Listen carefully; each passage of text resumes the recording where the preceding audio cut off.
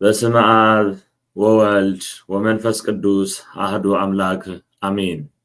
ከጥቅምት 24 ቀን ጀምሮ እየተደረገ ስለሚገኘው ዓለም አቀፍ የሚዲያ ዘመቻ ንቅናቄ ከአስተባባሪ ኮሚቴዎች የተሰጠ መግለጫ። እንደሚታወቀው ከጥቅምት 24 ቀን ጀምሮ ለተከታታይ 3 ቀናት ላለፉት 7 ዓመታት በኢትዮጵያ ኦርቶዶክስ ተዋሕዶ ቤተክርስቲያንና በኦርቶዶክሳውያን ላይ በመንግስት ድጋፍ ኃይል ተመድቦ ከለላ ተሰጥቶ በእቅድና በተልዕኮ እየተፈጸመ ያለውን ጄኖሳይድ ለዓለም አቀፍ ማህበረሰብ፣ ለሀገራት መሪዎች፣ ለዓለም አቀፍ የሚዲያ ተቋማትና ችግሩ ለሚመለከታቸው አካላት ለማድረስ የማህበራዊ ሚዲያ ዘመቻ እያካሄድን እንደሆነ ይታወቃል። ይህ ዘመቻ ከተጀመረበት ቀን አንስቶ በመላው ዓለም የሚገኙ ኦርቶዶክሳውያን የሐዘን ምልክት የሆኑ አልባሶችን በመልበስ ፕሮፋይል ፒክቸር በመቀየር እንዲሁም በተለያዩ የመገናኛ ዘዴዎች ንቅናቄ በማድረግ ለዓለም አቀፍ ማህበረሰብ የኦርቶዶክሳውያንን ሞት በማሳወቅ ላይ ይገኛሉ። ይህንንም ተከትሎ የተለያዩ የውጭ ሀገር ዜጎች፣ የኦሪየንታል ኦርቶዶክስ አባቶችና አገልጋዮች፣ በተለያዩ ሚዲያዎች ላይ የሚሰሩ ጋዜጠኞች ሐዘናቸውን በተለያየ መንገድ በመግለጽ ላይ ይገኛሉ። ዘመቻው ከተጀመረ ወዲህ በትናንትናው ዕለት በአርሲ ዞን ወርቲ ወረዳ አቦምሳ ከተማ ጋዶ ቀበሌ በ24/02/2018 ስማቸው ይርጋ ሲሳይ፣ የሽጥላ ሲሳይ፣ ጥበቡ ዝቃርጋቸው፣ አሞኛ ኃይልዬ፣ ንጉስ የከበደ የሚባሉ በአጠቃላይ 6 ሰዎች ተገድለዋል። 5ቱ ተቀብረዋል። ያንዱ ሬሳ እስካሁን ድረስ አልተገኘም።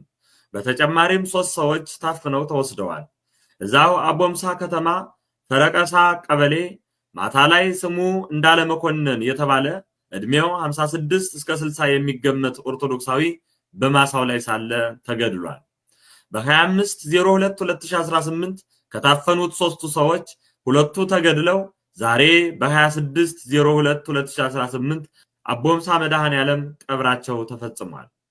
ይህ በእንዲህ እንዳለ የአርሲ ዞን የመንግስት መዋቅር ትናንት ባደረገው ስብሰባ ለጩኸታችን እልባት ከመስጠት ይልቅ ሀገረ ስብከቱ ፍጹም ሰላም እንደሆነና መወያየት ያለብን በልማትና በዘላቂ ሰላም ጉዳዮች ነው በማለት ጭካኔ የተሞላበት ድምፅንና ሐዘንን የማፈን ዘመቻ እንዲሁም ዘመቻውን ለመቀልበስ በተለያየ መንገድ የተለያዩ አጀንዳዎችን በማውጣት የኦርቶዶክሳውያንን ሞት ለመሸፈን ሲሯሯጥ እንደነበር አይተናል።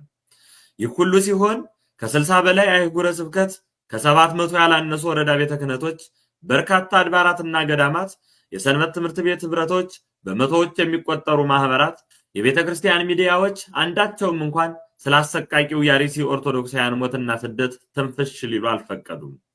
ከሁሉም የሚያሳዝነው ደግሞ በጠቅላይ ቤተ ክህነት ስር ያሉ መዋቅራት በጉዳዩ ላይ ትኩረት አድርገው ይሰሩበት ዘንድ በተደጋጋሚ ቢጠየቁም የልክ በሚመስል ሁኔታ ሁሉም ዝም በማለት ይባስ ብሎ አንዳንዶቹ ሐዘናችን ላይ በመሳለቅ ስለ ጉባኤ፣ ስለ መዝሙራት፣ ስለ መጻሕፍት ሲናገሩ ለዘመቻው ማስቀየሻ ይሆን ዘንድ ይበጀናል ያሉትን ፍኖተ ጽድቅ የሚባል የታድሶ ሚዲያን ህጋዊ አድርጌዋለሁ በማለት ዜና ያስነግራሉ።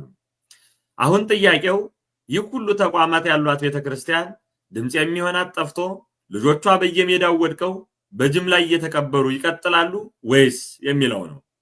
ምንም እንኳን ችግራችንን የሚፈታልን መሪ ባይኖረንም የኦርቶዶክሳውያንን ሞት ማስቆምና ዘላቂነት ያለው መፍትሄ ማምጣት ለነገ የማይባል ጉዳይ በመሆኑ እንደዚህ ቀደሙ ጀምረን የምንተወው ሳይሆን መፍትሄ እስክናገኝ ድረስ ወደ ኋላ የማንል መሆኑን እያሳሰብን ዘመቻው እስከ እሁድ ጥቅምት 30 ቀን 2018 ዓ.ም የተራዘመ መሆኑን እያሳወቅን በቀጣይ የምንሰራቸው ስራዎችን በተመለከተ አስተባባሪው ኮሚቴ የሚከተሉትን አቅጣጫዎች አስቀምጧል።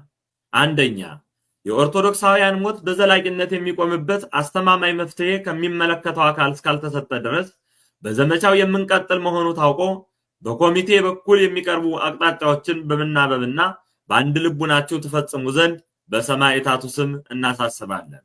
ሁለተኛ፣ በተለያየ ምክንያት እስካሁን ድረስ ዝም ያላችሁ ሰንበት ትምህርት ቤቶች፣ አጥቢያዎች፣ ወረዳ ቤተ ክህነቶች፣ አህጉረ ስብከትና በተለያየ መዋቅር ላይ ያላችሁ ሁላችሁም ይህንን ዘመቻ ተቀላቅላችሁ መግለጫችሁን ታወጡ ዘንድ እንዲሁም የማህበራዊ ሚዲያ ዘመቻውን ተቀላቀሉ ዘንድ ጥሪያችን እናስተላልፋለን። ሶስተኛ፣ በውጭ ዓለም የምትኖሩ ኢትዮጵያውያንና ትውልደ ኢትዮጵያውያን በተለይም በአሜሪካ፣ በካናዳ፣ በአውስትራሊያና በአውሮፓ የምትገኙ የሰንበት ትምህርት ቤት ወጣቶች በተለያዩ ቋንቋዎች በአሰቃቂ ሁኔታ ስለተገደሉ ሰዎች ቪዲዮ በመስራት በተለያዩ ማህበራዊ ሚዲያዎች ላይ እንድትለቁና በየሰንበት ትምህርት ቤቱ ካሉ መዋቅራት ጋር ትመካከሩ ዘንድ እንጠይቃለን። አራተኛ፣ በተለያዩ ተቋማት የምትሰሩ ኢትዮጵያውያን የሚዲያ ባለሙያዎችና የቤተ ክርስቲያን ልጆች መድረስ በምትችሉባቸው ዓለም አቀፍ ሚዲያዎች ታዋቂ ሰዎች፣ የኮሚኒቲ ተወካዮች ወዘተ በኢሜል በማህበራዊ ሚዲያ ታግ በማድረግ ከክስተቱ አጫጭር መግለጫዎች ጋር ድምጽ ታሰሙ ዘንድ እንጠይቃለን። አምስተኛ፣ በቀጣይ በሚዘጋጁ የትዊተር ዘመቻዎች የእንግሊዘኛ አጫጭር ልጥፎችና ፎቶዎች ላይ በመሳተፍ ድምጽ ትሆኑ ዘንድ እንጠይቃለን። ስድስተኛ፣ በሞታችን የሚቀልዱ ከህማማችን የማይሳተፉ አገልጋይ አካላትን በመመዝገብ ከጸረ ክርስትና ወገን መሰለፋቸውን የምንገልጥ መሆኑን ለማሳወቅ እንወዳለን። ሰባተኛ፣ ባለፉት 7 ዓመታት በግድያዎች ላይ በቀጥታም ይሁን በተዘዋዋሪ ተጠርጣሪ የሆኑ የመንግስት ኃላፊዎችንና ሌሎች ተሳታፊዎችን ሁሉንም በዓለም አቀፍ ህግ እንዲጠየቁ ለማድረግ ጠቃሚ መረጃዎችን ለአስተባባሪ ኮሚቴው በመላክ የበኩላችሁን ድርሻ እንድትወጡ ጥሪያችንን እናስተላልፋለን። ስምንተኛ፣ ቤተክርስቲያኗ የኢትዮጵያ ኦርቶዶክስ ተዋሕዶ ቤተክርስቲያን ምዕመናን ጂኖሳይድ ሲፈጸምባቸው ከገዳዩ መንግስት ጋር በመተባበር ዝም ብሎ ከሚመለከተው የሃይማኖት ተቋማት ጉባኤ ራሷን እንድታገል ጥሪያችን እናስተላልፋለን። ዘጠነኛ፣ በ7 ዓመታት የደረሱብንን መከራዎች ገለጻና ማብራሪያ የሚሰጥበት ዓለም አቀፍ የላይቭ ፕሮግራም ስለሚዘጋጅ ለአስተባባሪ ኮሚቴው ይጠቅማል የምትሉትን መረጃ እንድትልኩልን እናሳስባለን።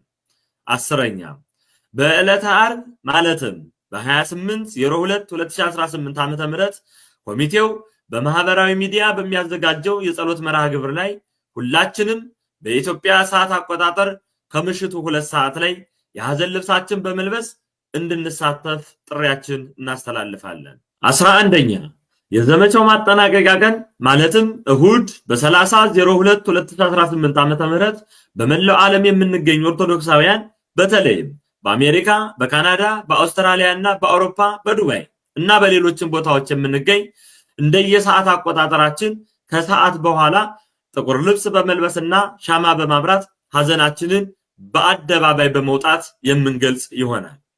በአጠቃላይ ጉዳዩ ቢያንስ የአጭር ጊዜ መፍትሄ እስኪያገኝ ድረስ ዘመቻውን ከሚመሩ ወንድሞችና እህቶች ጋር እየተናበባችሁ ይህንን ዘመቻ ከግብ እናደርስ ዘንድ በሰማዕታቱ ስም እንጠይቃለን።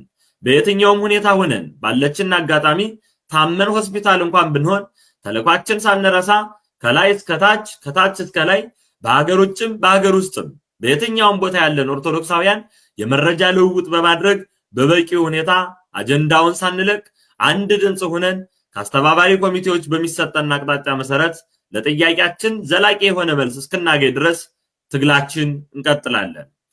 የተለያየ የጠላት አጀንዳ ተሸክመው ለሚመጡ የውስጥና የውጭ ስሁታን ቦታ ባለመስጠት ከተሰለፍንበት የፍትህ ዓላማ ውጭ የሚያደርገንን ምንም አጀንዳ ባለመቀበል ዘመቻውን የተሳካ እናደርገው ዘንድ ጥሪያችን እናስተላልፋለን።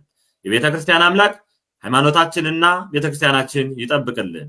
ሰሜን አሜሪካ ጥቅምት 26 2018 ዓመተ ምህረት